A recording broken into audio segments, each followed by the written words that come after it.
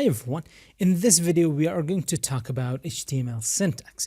Now before talking about HTML syntax, I want to show you how you can change the theme or the appearance of your VS Code. Now just go ahead and on the bottom left corner just click on this gear icon. You can also say Control plus KT and it is going to open the Control KT is going to open the list of themes available to you, the installed ones.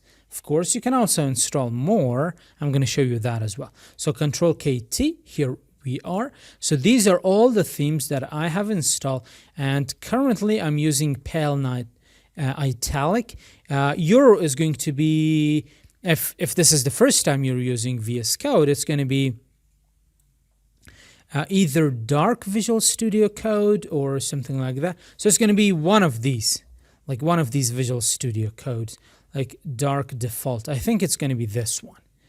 And it's a pretty good theme, but over time you're gonna want to change that because it's going to get very repetitive. Okay, I'm not sure that is the correct word to describe it, but again, let's just move on. So those were the list of the current themes. If you want to install more themes, again, themes are also extensions. So you're just going to come to the extensions marketplace. Now, you can search the beautiful, amazing and awesome themes for VS Code online, or you can just think of something. For example, we have this Dracula theme, which is a very good one. So you're going to write Dracula theme, and it is going to show you that. You're going to see we have a lot more themes here as well. So we have GitHub theme, Atom 1 Dark Pro, Dark. This is actually one of my favorites. I've used this Dracula theme for a very long time. So you can go ahead and you can install that, and you're going to see some sort of install button. Just go ahead and click on it. It's going to install it. And then if it doesn't apply immediately, which it should, you can just again come to this list and you can find it from here. And here it is. It is Dracula theme and it is Dracula soft. So this is how you can install basically themes. Now, to be able to talk about HTML syntax, we need to create an HTML file. Again, the same idea. If you want to write something, you need to create a Word document. Let's just say you want to write something in Microsoft Word, right? So you need to open a Microsoft Word document. You need to create that. The same thing goes for HTML. If you want to write HTML, you need to open or create an HTML document. Now, the way HTML documents are created is it depends on the extension. Doesn't matter what the name of the file is, only the extension of the file matters. So I'm going to zoom in, and you can zoom in with Control plus the plus sign. So Control plus once, Control plus twice, and 3 times. This is going to zoom in your VS Code. Now in the Explorer, if you just click on the Explorer top left corner, there is also this shortcut that says Control plus Shift plus E. I believe it's going to be Command plus Shift plus E for Mac, if I'm not mistaken. So you're going to see a few options here. The first one is going to be new file. The second one is going to be new folder. The third one is going to be refreshing the Explorer. And the fourth one is going to be collapsing folders within the Explorer. Now we want to create a file. So I'm just going to click on this. Now the name doesn't matter. It doesn't matter what the name of the file is, as long as the extension signifies that this is an HTML file. So I'm going to say since this is the second video, I'm going to say 2.html_syntax. So this is going to be syntax. This is going to be the name of the file. What is the extension? The extension always starts with a dot. So I'm going to say dot. Now, we want to create an HTML file. The extension for an HTML file is going to be HTML. There we go. So voila, we just created our very first HTML file. I'm going to zoom out a little bit. Now, this file is empty, right? And how can we create a website from this empty file? Now, VS Code has something very cool. It is called Emmet. Emmet has some pre-created or predefined code that we can use to our advantage. And that is going to save us some time. Now, every HTML website or every HTML document, it has a structure. And that structure, it cannot be dismissed out of hand. You cannot create a website without that structure. So even if this is your very first website, or if this is your 1000th website, it doesn't matter. You need to have that structure for your HTML. Now, handwriting that structure is going to take a long time, especially for someone that is just going to get started, that just want to get started with HTML as fast as possible. There is a shortcut that you do within your VS Code that is going to create that boilerplate, which we also call it, for an empty HTML document or a structure for an empty website. So, and that is hold Shift press 1. There we go. That exclamation mark is going to create a very, very simple and yet comprehensive HTML structure or HTML boilerplate. Now, here on this pop-up, it says Emmet abbreviation. Emmet comes pre-installed with VS Code. If you're using another code editor, you need to go ahead and install it. Now, Emmet, it allows us to write code faster. That's it. It's a productivity tool. So when you use it, you'll be able to write code faster. Now, it says Emmet abbreviation, and what does this specific Emmet abbreviation contain? It contains all of this information. When you say Shift plus 1 and then hit enter, congratulations, you just created your very first website. It is an empty website, but nonetheless, this is a very valid website.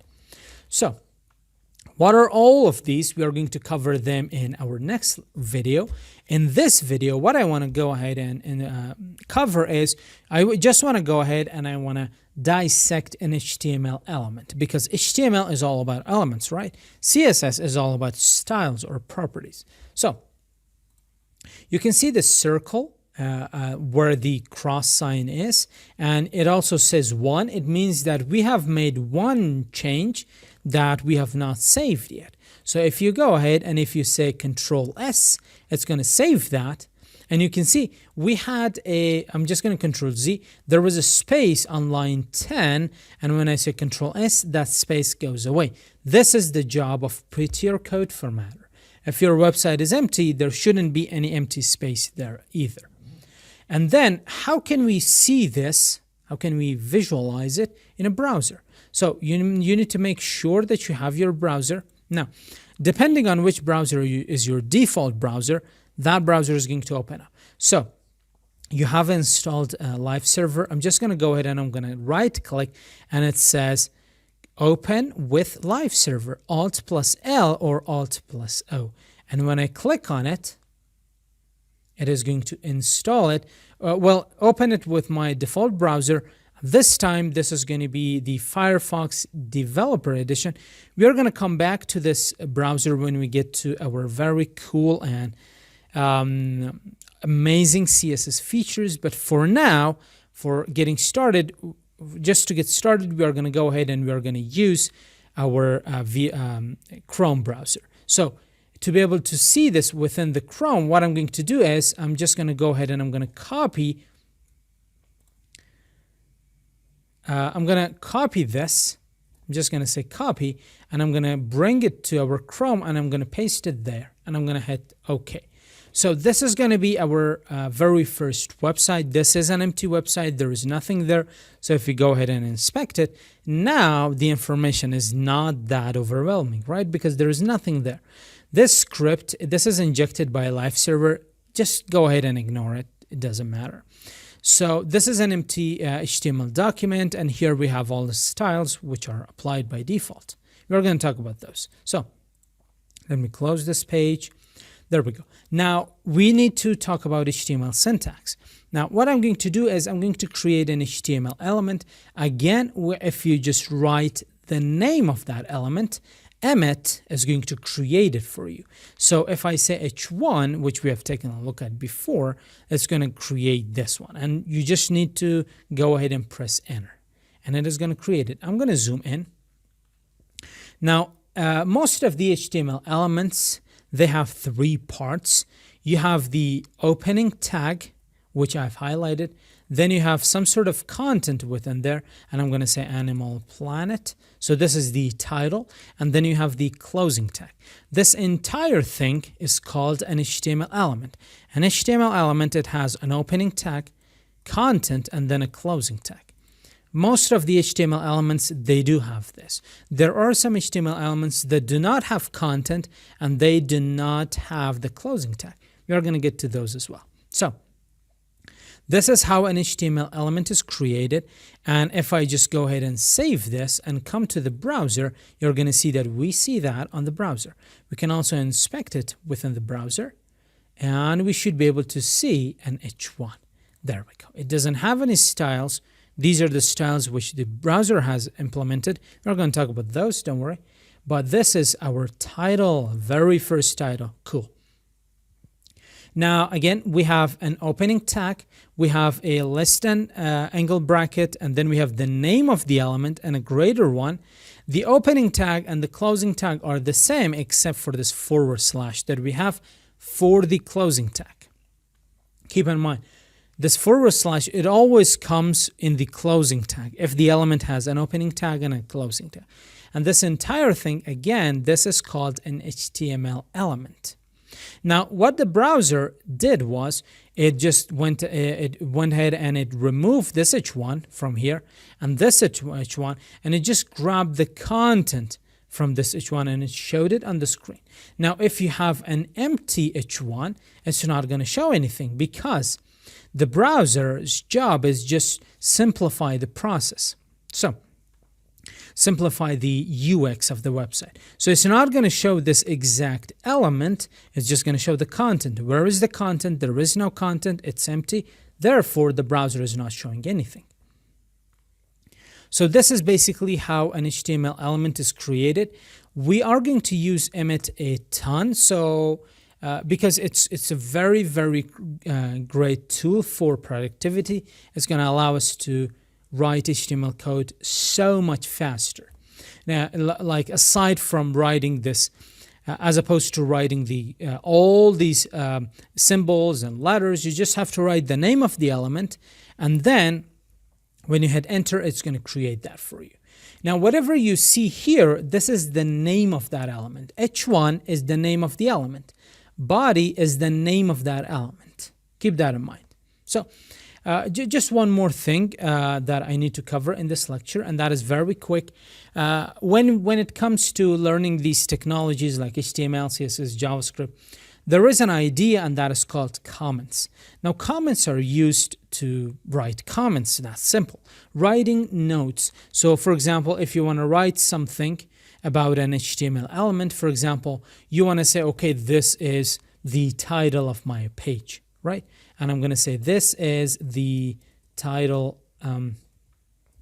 of my page. Now, let's go ahead and let's save this, and let's come back to the browser. Oops. We can see that in the browser. Now, these comments, they are just for the developer purpose, for the purpose of development. You don't want the user to see these notes that you write for yourself. So you want to write them so in case if you complete this website and you come back in 3 months, you don't forget what this HTML element does. I know this is a simple HTML element, but when it gets more and more complicated, you need to create comments. You need to avoid comments as much as possible, but they do have their place, their unique place where you need to be able to write them, and they're going to remind you of what that specific piece of code is going to do. So, but the problem is when I write this, the browser is going to render it to my web page. And the user is going to see that, and I don't want the user to see that. That's where comments come in. So comments, they basically are elements or content that the browser is going to ignore. So whatever you write within a comment, the browser is not going to even take a look at that. It's just going to ignore it. completely. Comments are created by grabbing control and hitting the /. And you can see the syntax for comments is going to be different for HTML and for CSS. Now this line is what we call commented out. You can comment this line in, again, by grabbing control and hitting /, or you can comment it out by control and /. Or you can write the syntax for a comment. What is the syntax? This is the syntax. So whatever you write in between here, it's not going to render to the page. And if I save this and come to the browser, you can see that we don't see that anymore. Even though we have it in our HTML document, but the browser chooses to ignore that. Now, from the next lecture onwards, what I would like to do is this going back and forth between this Chrome browser and our VS Code. It's very tedious. And now what common workflow is, we put them side by side like this. So we don't have to like switch between these two windows. So whenever I create something, I can see the changes on the screen. For example, I create another rich one and I say title 2 or whatever. And when you save it, you're going to see the changes on the screen immediately. So you don't need to like go back and forth. That is going to be it for this video. See you in the next one.